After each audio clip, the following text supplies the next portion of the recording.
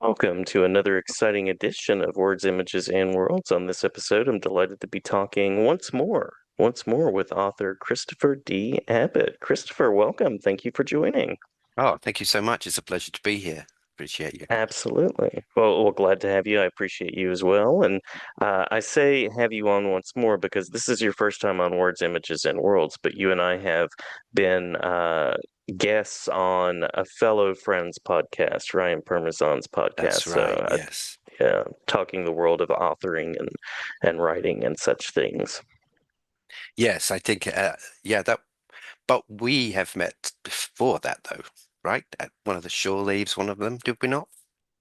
We did not, but Oh, that would be lovely. I would love to meet you well, in I do person look at forward some to point that. as well. Yes. Yes, yeah, absolutely.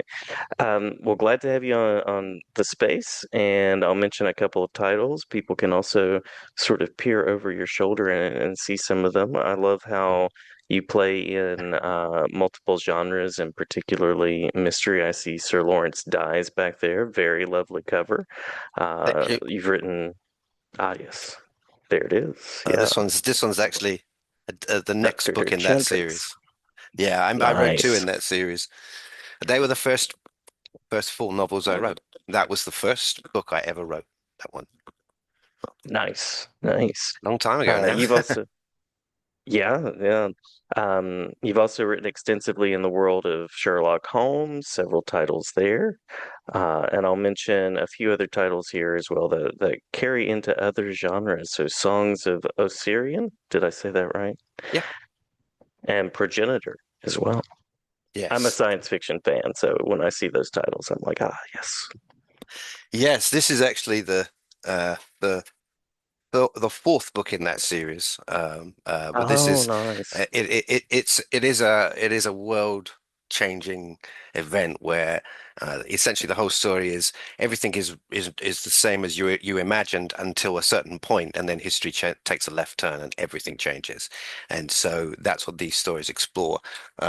But you're right, I do write in different genres and in different people's playhouses. And I've Yeah. written everything from sci-fi to horror to mystery. And now, recently, I've just written a short story for an anthology that's going to come out this year, 2026, called A Curiosity of Cats for eSpec Books. And it is a Lewis Carroll themed story. And it's the first time I ever wrote anything like it. It was very it took a lot of research to do it, but I really enjoyed it. I can't wait for that to come out too, because that's entirely different. Nice, nice. Such a interesting world that Lewis Carroll crafted, and with your historically set or alternative history books, that research has to be part of the process. That Yeah. that certainly is part of it, I'm sure. Yeah, I research so heavily for everything I do because the truth is, every time when I release a book, and I mean when I psychologically release the book or the story or Hmm. whatever it is I'm working on, it's gone. I have nothing, nothing at all. I can't even tell you the things I researched for it that I could talk in great depth. Gone. So I think that's just what I think. I just my brain says, okay, flush that out, move on to the next. And that's yeah. So I have to go back and read a lot of stuff, especially when I've got Oh, yeah, interviews to do, because that's important. But yeah, I don't always retain it. yeah, yeah. What got you into the world of authoring? Were there particular books or types of stories that connected you? Yes, I mean, reading really is the first step.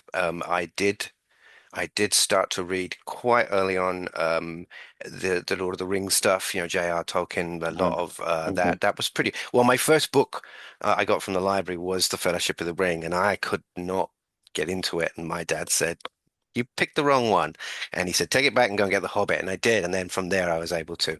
But yeah, the first books I ever read were that, and I was really heavily into fantasy for a long, long time.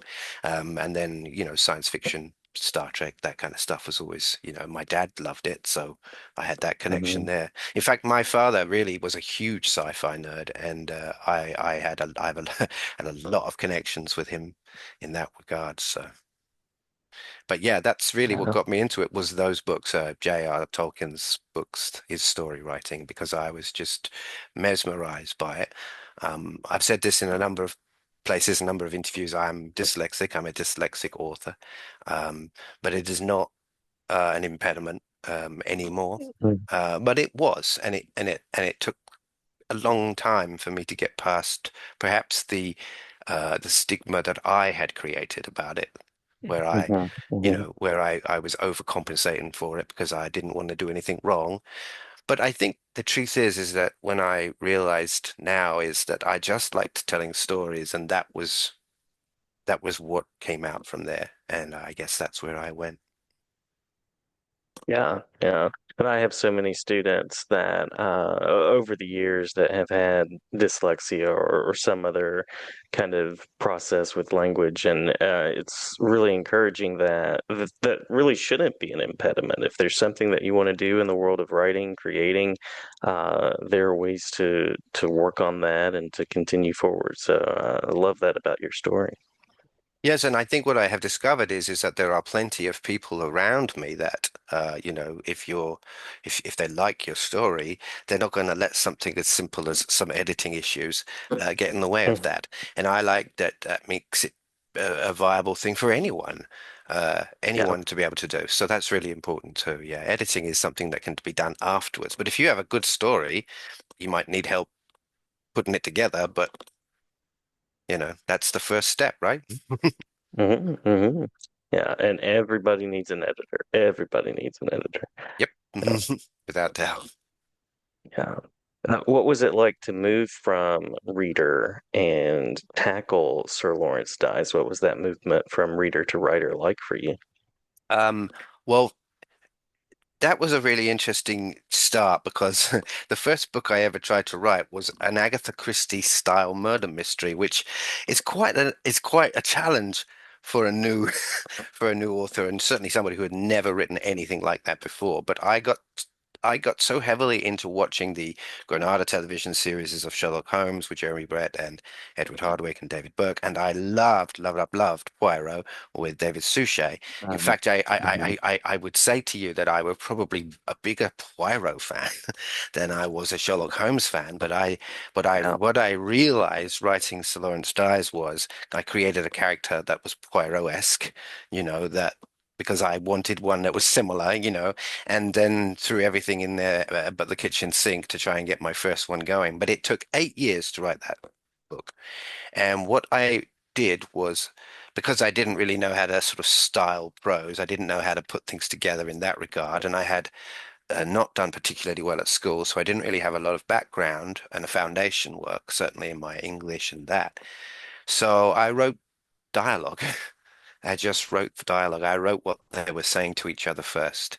And then what I would do is I would write them in different colored pens so I knew which one was speaking.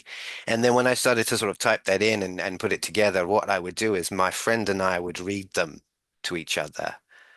And that's how I would Uh-huh. get that, try and get dialogue to sound normal but because reading it, suddenly you realize, oh, I'm tripping over all of these words, or this rhythm or whatever is wrong.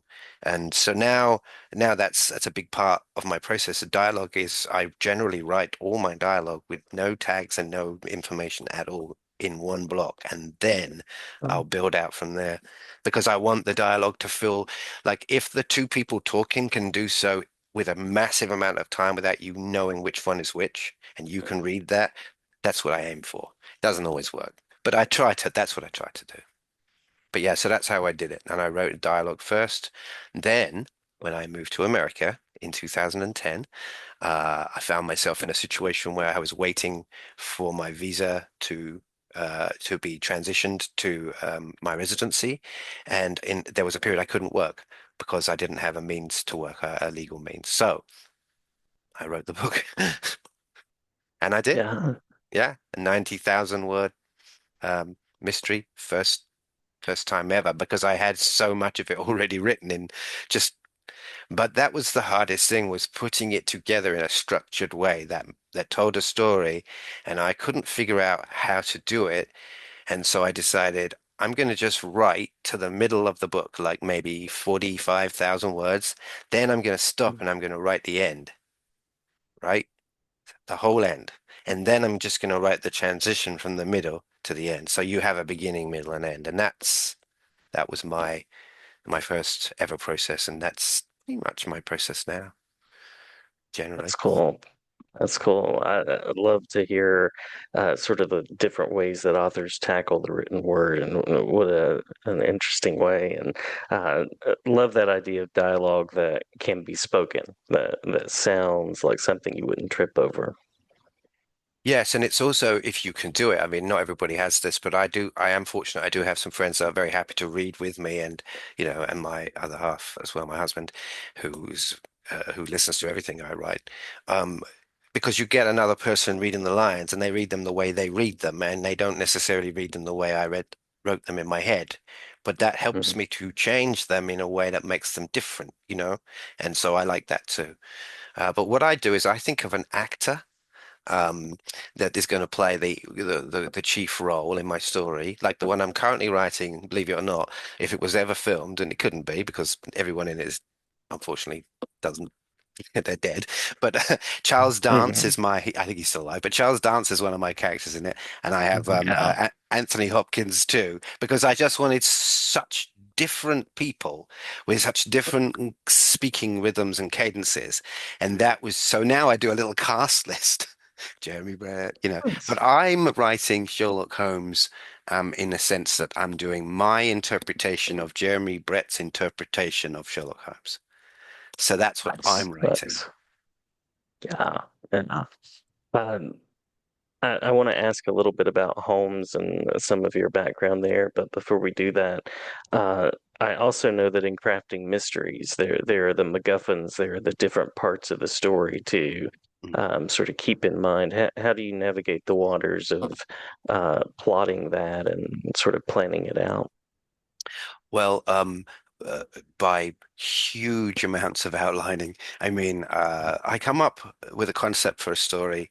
I'll take a Sherlock Holmes story and I'll say, right, what do I want to do with this story? What haven't I done yet? So this current one I'm writing, which is a good one to use as an analogy, I wanted to do something entirely different, and so this story is entirely dependent on Sherlock Holmes, Watson, and Inspector Lestrade for it to be solved. Even though Holmes is clever and can solve everything, in this particular story, Watson's medical knowledge, Lestrade's procedural knowledge, and Holmes's arcane knowledge are all needed in order to solve this particular case. And Mm, so that was the premise. That's how I started it. And then I thought to myself, what would be fun? Something really like Eastern, like India, maybe. And then I thought that would be really cool. And then I like the idea of the symbolism of the scorpion. I haven't used that. So the story is called The Scorpion Sting. Um, mhm. and so on. And so that's really, and then my Watson Chronicles books are like pretty much the same. They are 11 chapters with an introduction and an epilogue, and they have a formula for them really. And I try to hit around 32 to 38,000 words, which is a great sort of novella, nice beach book. Mm, And mm. chapter 1 through 5 is this, and 5 through 6 is this, and 7 through 9 is this, and then the denouement and then the epilogue, and it doesn't vary. And I've written 25 of them so since. It's And impressive, very impressive. the truth is I do 4 a year, every year, minimum.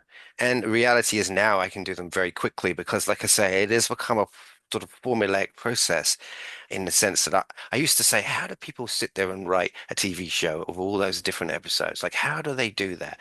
I couldn't imagine it. But now I think I understand it because it's formulaic, because there's a lot of stuff Mhm. that you can put in place for your own uh, work that so I have a bank of half ideas, stories I half wrote. I don't throw away anything. Mhm. And I'll tell you one thing that did really help me one time was I'd written a short story that was related to the war, and I was able to take that story and put it in as a backstory for one of my characters in another, and it added 20,000 words to the book. So Wow. it's really quite important that keep everything. Just keep a scrapbook or a Word document, whatever you use of that stuff, and don't throw anything away. I never do. I try not to. I completely agree. I used to throw everything away, the perfectionism and all of that process of getting confidence as a writer, and now I try to keep just about everything in some document in some space, and usually it does come in handy. Or I'll have an idea and look back and realize, oh, I had that idea already, and so I have to rework and retool a little bit. You know, that's a very interesting point because I was saying a little blasé recently how I've written a number of these Sherlock Holmes stories, and I was pretty confident what I could say, put hand on heart. It would be very hard for anyone to find a plot in any of these stories that's the same, because I'm like fastidious about it. But it happened. It happened in a recent story. I was doing the outlining and getting it all ready. I was reading it to my other half, and he said, "Is this for this?" And I said, "Yeah." He said, "Didn't you do like something similar in the last one?" And I'm like, "You're right." And I had to change it. Mhm. So that was the first time that happened and it wasn't entirely similar, but it was a plot line that was just a little too close. And so I changed it, and that was okay. But it's one of those ones I go, "Oh, it happened. I finally tripped over my own plot lines." But yeah, I've written quite a The lot, so record is, yeah, it's still impeccable. The record is still impeccable. I think so. Thank you. Yeah. hmm so speaking of Sherlock Holmes, you were talking about your love of Poirot. How did you become acquainted with Sherlock Holmes as a character? Well, actually, honestly, not the right way round for everyone else, because I didn't read it first. I watched it on TV first. Um, I was born in the mid 70s. I grew up in the 80s, so the TV was a very small thing for us for a while until mum and dad got one, and then we were able to watch more. But the one thing my dad liked was procedural dramas, especially the sort of uh, the period ones, Victorian period stuff and like that. So he would watch these Jeremy Brett Sherlock Holmes stories, and then he would tell me who Sherlock Holmes was, you see. And then because I got an interest in it, he would get the other films and show me all the other actors that had played the part, Basil Rathbone and all that. But I was just hooked on that particular thing. And more so, perhaps, the dynamic of the two characters, how they interacted together, because I'd never read it. So I'm seeing their interpretation of the text for the first time. And so when I go back and read the stories, I realize, oh, they're a little different to the TV show, but that's okay. They're very authentic. But also, the TV people decided, well, there were a number of errors that even Conan Doyle recognized years later, and they fixed them. So I'm reading stories, scratching my head, going, "What? That's not the same." But when I wanted to write a Sherlock Holmes story, I wanted to write a Jeremy Brett and Edward Hardwicke Sherlock Holmes story. That that was Mhm. it. It was never ever anything other than that. And now I do it because my Watson Chronicles series is absolutely a homage to that TV show. These are the stories that would have gone on from that had it continued, had they all been alive. And that's where it came from. So me, I met Sherlock Holmes on screen and went back afterwards and read everything. I'll show you something most people say to us like, this is my little Sherlock Holmes book, right? This is a good Oh, one. Most people have this, but this is not my go-to. My go-to is this. very nice, very I nice. have this, and this is like the full annotated kind of everything, like it's Wow. absolutely ridiculously huge. And do you know, Yes. I found this in a dump. Um, Wow. in a not far from here in Deep River, they have a little dump, and they put an area where people can just put books and stuff in there, and you can just take them. And that's where I found this giant tome. Amazing. So I'm very, very fortunate because this is the sort of an academic's view, but that has given me everything I could possibly need for research and the character and developing the character. And I'm going to say this is because even as I've done as many as I have done, every now and then you forget you're not giving anybody a description of these characters ever again. Because nobody apparently needs them. Everybody knows who Sherlock Holmes is. And I was thinking the other day, I never ever describe these characters ever. I just assume you know who they are. And tr the truth is that we do. But it is a bad habit to fail to describe your characters. I should just say that. So if you can get away with it, if people know who they are. But yeah, and but what I've been trying to do lately is each of my books, because they're individual books, so you can read them. There's no order; they don't connect really, unless they're an anthology, which they might connect, but these don't. Is every time I write one, I want it to feel like it's a brand new thing, like totally from the beginning. And so I try not to have too many, in fact, very little links to other stories. I mean, I don't. There was only one time I did a three-story arc because it was just a huge idea that came to me. I wanted to write the story that led up to the final problem, that showed how Holmes got some of the evidence he needed to expose Moriarty. And in essence, I told that over a year. So I made books one, two, and three, and I released them out for the year. But it was like uh so 120,000 word Sherlock Holmes novel if you put it in one. And that's the largest, I think, the largest Holmes story I've written. Yeah, it was huge, but it took me that took me uh about four months to write and then split up and then just make them into individual novellas. But that was the only time really that I linked books that you absolutely had to have read. Those you can't read them out of order. It wouldn't they wouldn't make any sense. But I'm always fearful of that. Making anybody have to read something. So what I tend to do is if it's important that you know something, and I'll tell you because I just wrote a story last year for Crazy A Press. I don't know where the book is now, but it's no, it's called Prism, and it is a basically a spy thriller thing, and a mixture of sci-fi and spy thrillers, and it's got some amazing writers in it. And I did have it right here, so forgive me. But anyway, Worries. it was a character that I created in there that was basically an MI6 agent that I always wanted to write for. And then that has developed into something which will be coming out um, in 2026, which is something I'm really excited about because it was entirely different for me to write something in that.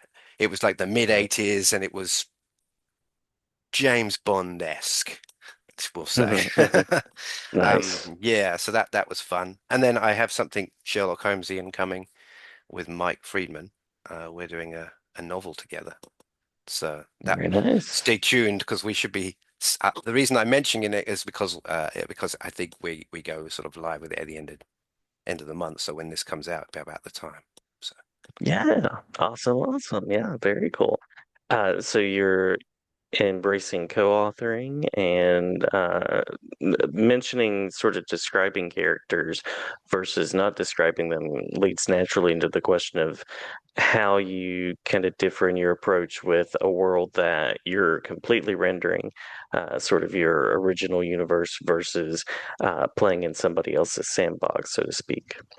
Well, yes, I mean, and that Prism story is actually a good example of that because this was a set of stories that were written, I believe, for something like the Kindle Vella, I think it was.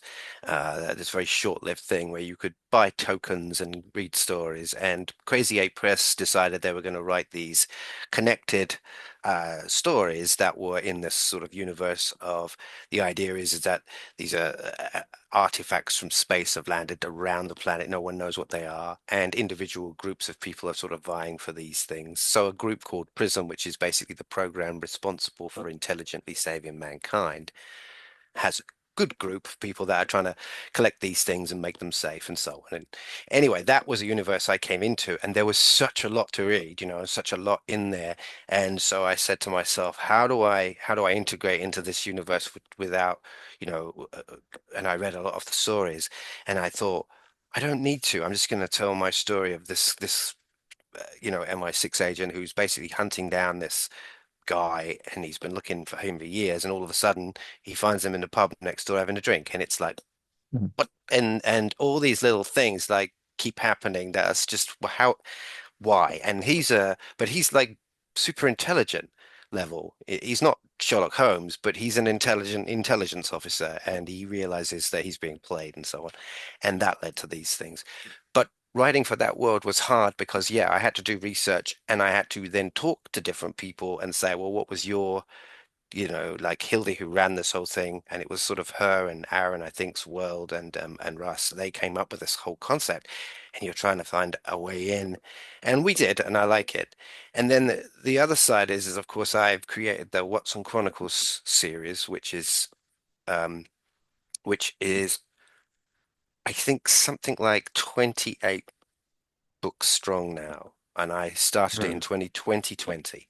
So 5 years I've written 28 of those books. And Wow. I've written with Keith DeCandio, I've written with Michael Friedman, I've written with Aaron Rosenberg, Bob Greenberger, Derek Attico, I can't say his name right, sorry, Derek Attico. And I've written with Hilda Silverman, Mary. These are all Mary Fan. These are all people that I'd always wanted to write with, but never really had an opportunity to. And then I was able to bring them into my wheelhouse and say, "Hey, here's my Mhm. little world. Maybe you might want to write some traditional Sherlock Holmes stories," which we did. And Cases by Candlelight here, that's one of those books. Um, each one of those authors, I mean, Aaron and I have done 5 or 6 together now. I mean, we've done a lot. We did a flip book, which was the most fun, where we wrote a story that was 20 years apart, and I wrote one and he wrote the other, and you just flip the book to read the next story, but you can read them in any order. We made it so that Nice. you wouldn't give anything away, but they're connected. you know um Yeah. and I always said, like, I always wanted to do a story where, wouldn't it be fun if you did a story where the villain in one was the client in the other? So that was Hmm. kind of Hmm. that was the concept of that. But talking of Aaron, actually, he has written the first single Watson Chronicles story that is not written by me. He's written the first. He's going to be publishing that this year. So that's exciting as well, because I sort of become a publisher now as well as as a writer, and I'm really liking both. I'm liking that. It's a lot of fun, but it's also stressful Hmm. because Hmm. sales are down. You're trying to push these things out in a way that isn't too repetitive. That doesn't, do you know what I mean? Like, this is my Hmm. business, but you don't want to see that every day, and so balancing that's a little tough. But I'm really having a fun with. I'm having a ball with it. Yeah, yeah. It sounds like you have a great community and some great creatives there, and it sounds like the collaboration is strong. I love that idea of welcoming other people in and getting to sort of be publisher, editor, as well as author, co-author, and play with the words in whatever way you'd like. Yes, I think that's absolutely right. And I think when I first started doing this, and I do suffer with a little bit of imposter syndrome, especially when I'm hanging with 10 times New York Times bestsellers, and they're like, "We're so happy to be in your book," and I think, wow, that's just surreal. I Right. find that very surreal. But I grew up in the 90s reading a lot of books from these authors. These people inspired me. Peter David, Michael Friedman, Greg Cox. They all inspired me to want to write stuff. But you know what? I realized, as much as I would love to do it, I cannot write a Star Trek story. I've tried, I've tried, I've tried. Nah, it just nothing comes. It's like, oh, that's been done. Oh, that's been done. Isn't that strange? Because I can write 100 Sherlock Holmes stories and make them different every time. But no, I mean, not that you can just write a Star Wars or Star Trek story. You can't, but well, you can, but you can't easily publish it. What I was thinking was, if I could, so I sat down and I tried to outline a story one time, and nope. I don't, and I've sort of, that's my stumbling block. I think the stumble is sci-fi. It's one of my favorite genres and one of the hardest I find to write in. Progenitor was a sci-fi horror, in the vein Hmm. of like The War of the Worlds meets Alien. Mm-hmm. that kind of thing. A group of people find Washington destroyed and monsters everywhere. They don't know what the hell's happened. And led by this general and this British colonel, they go underground to this facility where they think they're safe, but they're locked in there with a couple of German scientists because it's the Second World War. And these German scientists were brought here to help and strange things. But I wanted to do like a more of a Twilight Zone-esque story. So, but they penned it more Hmm. sci-fi-esque, but I think it's really more sort of yeah, more horror sci-fi than anything. More like an alien story than, but it's sort of a homegrown thing. Anyway, that's that. Yeah. I enjoyed that writing that story, but it was really in the most weirdest time because I wrote that in 2020, in the middle of Oh the yeah. pandemic, and I write using music, and I didn't down. I downloaded. I bought some incidental music for horror shows. And I don't like to have words in it because it can be distracting. So I just want the music. And I listened to this stuff and wrote for hours and hours. I had the worst nightmares you've, Oh, I'm sure. but it Yeah. was really good for driving the story. But I thought afterwards, um, that particular that particular story at the end, I said, I don't want to sit and write like that again. I was alone. We were under lockdown. It was Mhm. creepy. I was writing at 3 in the morning. I mean, I couldn't have made it any more strange. And yeah, so that was a hard one to write, Yeah. for many reasons, but mostly because I was writing a story explaining my own fears and frustrations of being alone in the dark. And I think that's where this story really leapt from the page for me because I was exploring that fear in these characters. Yeah. So it was fun, You sacrificed some sleep for that story, it a lot. sounds like. Yeah. And I think, and at that point, my husband now, we were just dating and he was in Minnesota and I was here and we couldn't in Connecticut, so we couldn't see each other. So we were literally living like this. And I'm sending Hmm. him chapters as I'm writing them. So he was my beta reader. Nice. Yeah. Nice. Good to have those people in our lives as well. Oh, yes. Yeah, absolutely. Yeah. Yeah. You mentioned Peter David, so much love to Peter David and the work that he has done and did. Um, Lots of such a wonderful creative community.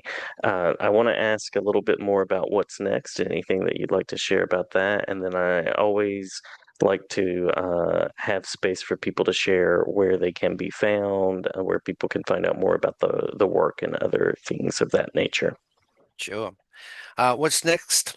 More Sherlock Holmes. I have a book coming out in March called the Scorpion Sting. We have a book that will be coming out, I think mid-year for Shore Leave, I believe, and that will be the one that Mike Jan Friedman and I are working on. That is a Sherlock Holmes novel, but we are co-writing it, and it has been a very interesting experience because I've never done that before, and I'm having no real fun doing that. And then my usual Cases by Candlelight will come out in July, and that is volume 5 this year of that. So that's the fifth anniversary book. Um, and I, yes, I have like a story coming out with Crazy Eight Press in Thrilling Adventure Yarns. I have one coming out with eSpec, which is going to be in their Curiosity of Cats. It's called The Ballad of the Clockwork Cat. And that's the Lewis Nice. Carroll story, which I'm very happy about. And then I've got two horror stories that are being looked at by other publishers, and I'm hoping to get into a like a horror magazine. I'm trying. Nice. That's what Nice. I'm Very working on. nice. Very prolific. Always delighted to talk with you. Did we miss anything that you want to make sure to include before we close out? I think we got everything. Yeah, thank you. Yeah, absolutely. We should let people know where to find you. That is one thing we should do. Yep. My website is pretty easy. It's C Dan Abbott, CDANABBOTT @.com. CDanAbbott.com. That's it. And then you can get to everything from there. But if you just write Christopher D. Abbott into Google, I'm the first person that comes up. Very nice. Very nice. Well, Christopher, may the conversation continue. Glad to connect with you anytime. And the invitation is always open if you'd like to stop back by and chat about any projects in the future. Oh, I would love to. Thank you so much. It's been a pleasure.